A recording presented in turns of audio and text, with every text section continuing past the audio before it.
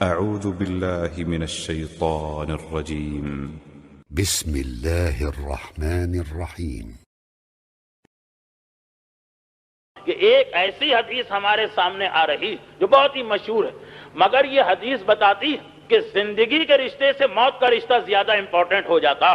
ایک آدمی جب تک کہ زندہ آپ کے سامنے آ رہا، دعا سلام ہو رہی، خط و کتابت ہو رہی، ٹیلی فون پہ بات چیت ہو رہی، اس وقت اس سے رشتہ قائم کرنا جتنا امپورٹنٹ ہے، اس سے زیادہ امپورٹنٹ ہو جاتا ہے مرنے کے بعد۔ ایک ایسی حدیث ہمارے سامنے آ رہی جب معصوم امام یہ فرما رہے ہیں کہ کتنی ہی اولادیں ایسی ہوتی ہیں کہ جو زندگی میں والدین کی خدمت گزار ہوتی ہیں، مرنے کے بعد عاق ہو جاتی ہیں، اور کتنی ہی اولاد ایسی ہے جو زندگی میں عاق ہوتی ہے اور مرنے کے بعد والد کے اور والدہ کے فرما برداروں میں ان کا نام لکھا جاتا ہے۔ مولا، یہ کیسے ممکن ہے؟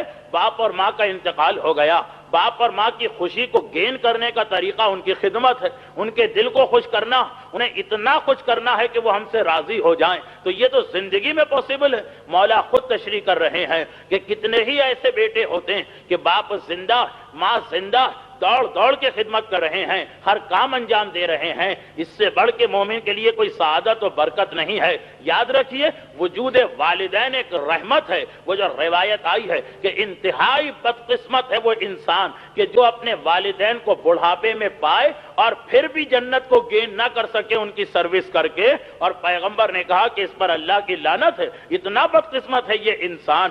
یہاں تک والدین کا مقام بتایا گیا، یہ مستحبات میں سے ہے۔ وسائل الشیعہ میں کئی روایتیں موجود ہیں، مجتہدین کے رسالہ عملیہ میں اس کا تذکرہ ہے کہ وہ مقامات، وہ پلیسز جہاں پر دعا مانگنے سے انسان کی دعا بہت جلد قبول ہوا کرتی، وہ کون سے مقامات ہیں؟ خانہ کعبہ کا نام ہے، مسجد النبوی کا نام ہے، معصومین کے حرم کا نام ہے، مسجدوں کا نام ہے۔ کچھ ایسے اسپیشل مقامات ہیں اس دنیا میں کہ جہاں جا کے دعا مانگنے سے وہی ایک دعا مگر ٹائم اور اسپیس کے چینج ہو جانے سے دعا کے ایفیکٹس میں فرق پڑ جاتا۔ ایک دعا عام رات میں مانگی جائے، ایک دعا شب جمعہ مانگی جائے، ایک دعا ایک آرڈنری نائٹ میں مانگی جائے، ایک دعا شب قدر میں مانگی جائے، ٹائم چینج ہو گیا، دعا میں فرق پڑ جائے گا۔ اسی طرح سے وہ اسپیس یا پلیس کے چینج ہونے سے دعا میں فرق پڑتا ہے۔ تو وہ مقامات جہاں پہ دعا انتہائی جلدی قبول ہوا کرتی ہے، جہاں کی دعا بہت کم رد ہوتی ہے، ان میں سے ایک مقام ہے والدین کی قبر، کہ اگر کوئی آدمی انتہائی پرابلم میں ہے، پریشانی میں ہے، دعا اس کو ایسی مانگنا ہے کہ اس کا پورا ہونا مست ہو رہا ہے اس کے لیے، تو روایتوں میں اس کا بھی تذکرہ آیا کہ یا نجف میں جا کے علی کی قبر پہ دعا مانگو، یا قبرستان میں جا کے اپنے باپ یا اپنی ماں کی قبر پہ دعا مانگو۔ خالی ماں اور باپ کی قبر وہ مومن کی دعا کے لیے اتنی مبارک و بابرکت ہے، تو والدین کا وجود کتنی بڑی نعمت ہے ایک مومن کے لیے۔ اب روایتوں میں معصوم فرما رہے ہیں کتنے ہی ایسے بیٹے ہوتے ہیں، کتنی ہی ایسی بیٹیاں ہوتی ہیں کہ والدین زندہ ان کی خدمت کر رہے ہیں، ان کی خدمت انجام دے رہے ہیں، ان کے دل کو خوش کر رہے ہیں، ان سے دعائیں گین کر رہے ہیں، وہ دعا مانگ رہے ہیں۔ والدین کی دعا، دل کی گہرائی سے نکلی ہوئی دعا فوراً قبول ہوتی ہے، مگر باپ کا انتقال ہو گیا، ماں کا انتقال ہو گیا، کندھے پہ اٹھا کے قبرستان لے گئے، گریبان بھی چاک کر لیا، ماتم بھی کیا، آنکھوں میں آنسو بھی آئے، 2-4 گھنٹے بے ہوش بھی رہا انسان، 1-2 سال غم بھی رہا، پھر بھول گیا، پھر نظر انداز کر دیا، پھر فراموش کر دیا، اور والدین تو اپنی قبر میں ہیں۔ والدین قبر میں مردہ تو نہیں ہے، وہ تو زندہ ہیں۔ کچھ عرصہ گزرا، والدین نے ایک حقیقت کو، ایک فیکٹ کو ریئلائز کیا، یہ کیا ماجرا ہے؟ ہمارے پڑوس میں ایک مردہ ہے، بڑی پریشانی میں تھا، آج تو بہت آرام سے ہے۔ ہمارے دائیں ہاتھ پہ ایک مردہ ہے، بڑی مصیبت میں تھا، آج تو آرام کر رہا۔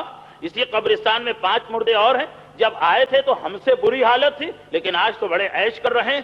جو ماہ محرم میں نے کہا تھا کہ ہماری آج کل کی اصطلاح میں کہ جب آئے تھے تو بڑی پریشانی میں تھے، مگر آج تو فوم کے گدے ان کی قبر میں بچھے ہیں، آج تو اے سی لگے ہوئے ہیں ان کی قبر کے اندر، آج تو وہ باغات میں ٹہل رہے ہیں۔ یہ کیا بات ہے؟ جب وہ آئے تھے تو ہم سے بری ان کی حالت تھی، عذاب زیادہ تھا، آج کیا ان کا عذاب کہاں چلا گیا؟ خدا بندہ، ریزن کیا ہے؟ وجہ کیا ہے؟ کیا وجہ بتائی گئی؟ حدیث تو بہت مشہور، وجہ یہی تو بتائی گئی کہ سنو، یہ لوگ بڑے گناہگار تھے، مگر ان کی اولاد نے ان کے گناہوں کی مغفرت کروائی، नमाजें पढ़वा दी, रोजे रखवा दिए, सदका किया, खैरात किया, खुम्स अदा करवाया, हज करवाया, जिन जिन के ऊपर जुल्म किया था उनसे माफी मांगी। जैसे जैसे औलाद इन वालिदैन की खिदमत करती गई वैसे वैसे उनका अजाब माफ होता गया। तुम्हारा बेटा वो आराम से अपने एसी कमरे में पड़ा सो रहा होगा, उसने तुम्हारे लिए कुछ नहीं किया है, उसने तुम्हें एक मर्तबा भी याद नहीं किया है। हो सकता है कभी याद भी किया हो, साल में 2-4 मर्तबा याद कर दिया, उसके एतबार से 1 किलो आधा किलो चंद ग्राम अजाब कम हो गया। जितना उसने याद किया उतने अजाब में कमी आई। लेकिन ओवरऑल वो अपने दुनिया में लगा हुआ है, अपने कामों में लगा हुआ। इनके बेटे इनकी बेटियां इनको याद कर रहे हैं, तुम्हारे बेटे तुम्हारी बेटियां तुमको भूल के बैठे।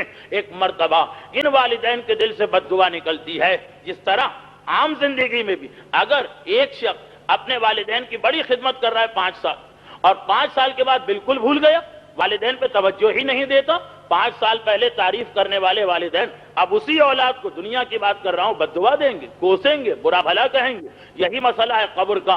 मासूम ने कहा बस परवरदिगार इस औलाद को जिनके वालिदैन ये देख के कि हमारे चारों तरफ जितने मुर्दे हैं उनकी औलाद तो उनके लिए नेकियां भिजवा रही, हम कितने बदकिस्मत हैं कि बेटा छोड़ के आए, बेटी छोड़ के आए। कोई बे औलाद हो तो शायद उसे इतना गम न हो, औलाद छोड़ के आए और उसने इतने जल्दी हमको भुला दिया। परवरदिगारा हम अपने बेटे से नाराज हैं, हम अपनी बेटी से नाराज हैं। खुदा ने लिख दिया कि इनका नाम आख की फेरिस्त में लिखो। कौन? जब वालिदैन का इंतकाल हुआ तो इनका नाम वालिदैन के फर्मा बरदारों में था। और इसी तरह इसका वाइस वर्सा होता है कि एक बेटा और बेटी ऐसी कि जिंदगी में जब तक वालिदैन जिंदा थे ज्यादा अटेंशन नहीं दी, वालिदैन का इंतकाल हुआ तब उनको रियलाइज हुआ हमने कितनी बड़ी नेमत को खो दिया, हमने कितना बड़ा अपना लॉस किया है। हाय अब वो तड़पे जा रहे हैं, हमने जिंदगी में कदर न की, अब क्या करें। गए किसी के पास, उसने कहा अभी भी रास्ता है, वालिदैन के वाजिबात अंजाम दिलवा दो, वालिदैन के हराम की मगफिरत का इंतजाम करो, वालिदैन के गुनाहों की मगफिरत का इंतजाम करो, और वालिदैन ने जो गलतियां की हैं उनका इजाला करो। अब वो दौड़ धूप कर रहा है बेचारा। उधर इसके वालिदैन कब्र में हैं। जब कब्र में पहुंचे थे तो अपनी औलाद से बड़े नाराज थे। परवरदिगारा हम इसे आख करके आ रहे हैं, मगर हर दूसरे दिन पता चला कि उनका कोई अजाब माफ हो रहा है, कोई अजाब कम हो रहा है, उनका दर्जा बढ़ रहा है, उनको सहूलतें मिल रही हैं। खुदा बंदा ये क्या माजरा है? हमारे दाएं बाएं कब्रिस्तान में और मुर्दे भी तो हैं, वो तो एज इट इज हैं। ये हमारी हालत रोज बरोज बेहतर कैसे होती जा रही है?